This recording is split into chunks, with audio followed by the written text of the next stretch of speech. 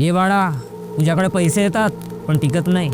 तुझ्या घरात सारखी कटकट असते, सुख नाही. तुझे काम होता होता राहून जाते. तुझ्या घरात दिवाळी होळी सणाच्या दिवशी भांडणे होतात. तुला रात्री झोप लागत नाही, छाती धडधडते. तुझ्या जवळच्याच कोणी माणसाने तुझ्यावर काहीतरी केलंय बाळा. मला सांगा, तुम्हाला हे डायलॉग ओळखीचे वाटतात का? तुम्ही कोणत्याही भावाकडे जा, त्याचे हे 2-3 डायलॉग फिक्स आहेत आणि तुम्हाला हे ऐकायला मिळणारच. आणि टॅलेंट तर पहा, आपणाला वाटत असते भावावडा अंतर्यामी आहे, त्यानं माझे पूर्ण भानगडी ओळखून सांगलं. पण भाई, घडीभर थांब यार. व्हिडिओ सुरू होण्याआधी मला तुम्हाला काही एक प्रश्न विचारायचा. तुम्ही कधी श्रीमंत माणसाच्या अंगात किंवा एखाद्या मोठ्या पॉलिटिशियनच्या अंगात भूत येताना पाहिलं का? नाही ना? मग देव कोपला किंवा खुश झाला तर गरिबाच्याच अंगात काय ते? आतापर्यंत हा नाही समजला यार मला. मग जो बाई माणूस 200 किंवा 300 रुपयाच्या रोजीवर जातो, त्याच्याच अंगात भूत काय येते? भाऊ, हे अंतर्यामी नाहीत का? तो चमत्कारही नाही भाऊ, हे एक सायकोलॉजी आहे. आज या व्हिडिओमध्ये आपण तांत्रिकाच्या शब्दाचा खेळ आणि यंगात येण्यामागे लहानपणच्या डोक्याचा सॉफ्टवेअर आणि गुप्तधनाच्या अफवाचा पिक्चर चांगली पाहणार आहोत. याच विषयी मला तुम्हाला या व्हिडिओमध्ये सांगायचं आहे. या व्हिडिओमध्ये समोर ज्या विषयावर आपण बोलणार आहोत ते ऐकून तुम्हाला वाटेल, अरे हो रे भाई, असाच काही आमच्याही गावात झाला होता. सर्वात आधी येऊ त्या शब्दाच्या खेळावर, जे बाबा लोक तुम्हाला तेच सांगतात जे तुम्हाला ऐकायचं असते. याला सायन्समध्ये बर्नम इफेक्ट किंवा कोल्ड रीडिंग म्हणतात. मला सांगा, या जगामध्ये असा कोणता माणूस आहे ज्याला पैशाचं टेन्शन नाही, किंवा असा कोणता घर आहे ज्यामध्ये भांडण नाही? हे बाबा लोक जनरल गोष्टी बोलतात आणि आपली बुद्धी म्हणण्यापेक्षा आपला टॅलेंट पहा का ते शब्द किंवा ते वाक्य आपण स्वतःशी रिलेट करतो. मी इथं सर्व बाबांना उद्देशून बोलत नाही आहो. काही बाबा लोक आहेत की ते जीवनाची चांगली सीख देऊन जातात, चांगला मार्ग देऊन जातात.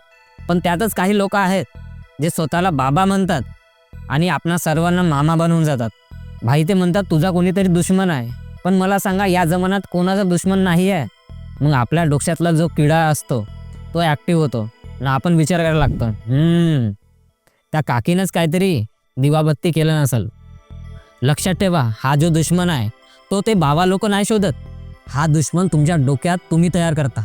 तो फक्त काडी लावून आग लावण्याचं काम करते.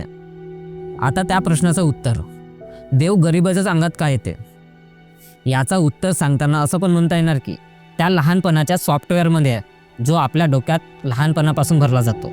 ज्या बाईच्या अंगात येते तिची हिस्ट्री तपासा. तिने लहानपणापासून आपल्या गावात हेच बघितले आहे की कोणत्या तरी बाईच्या अंगात देवी आली किंवा कोणत्या तरी बाईला भूत लागलं.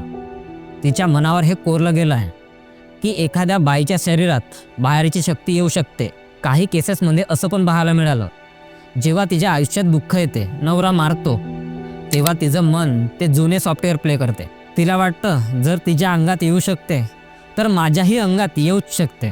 जी गोष्ट खरी नाही तिने तिला लहानपणापासून सत्य मानलं. म्हणून ज्या बाईला या गोष्टीवर विश्वास नाही, जसे की सिटीमधली चांगल्या घरातील महिला, त्यांच्या अंगात कधीच येत नाही. खरं तर देव किंवा भूत नाही, हे एक मानसिक कंडिशन आहे. तिसरा आणि सर्वात भयानक कारस्थान म्हणजे गुप्तधन. जो तांत्रिक तुम्हाला गुप्तधन काढून देण्याच्या गोष्टी करतो, तुम्ही एकदा त्याला चांगल्यानं बघा. भाई, तो मागच्या 50 वर्षापासून तेच पूजा करते, तेच खड्डे खोदते, पण 50 वर्षानंतरही त्याचे कपडे फाटलेच आहेत. घर साधाच आहे. जरा डोका लावून विचार करा, जर त्याला खरंच गुप्तधन काढता येत असता तर तो 50 वर्षात करोडपती झाला नसता का? तो अजूनही तुमच्याकडे तेच शब्द का वापरते?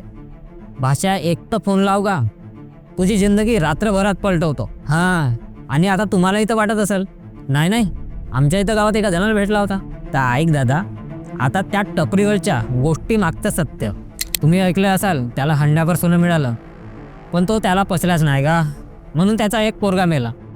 यासारखी माहिती ऐकणारे खूप लोक आहे, पण त्यामागचं सत्य तपासून पाहणारे खूप कमी आहेत. खरं तर हे निवड अफवा असते.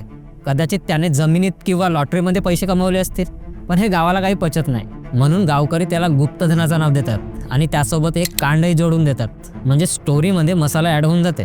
सत्य हेच आहे की आजपर्यंत गुप्तधनाच्या नादात कोणी श्रीमंत झाला नाही, फक्त बर्बाद झालाय बावा. भाई, हा बालपणीच्या संस्काराचा आणि गल्लीतल्या अफवाचा खेळ आहे.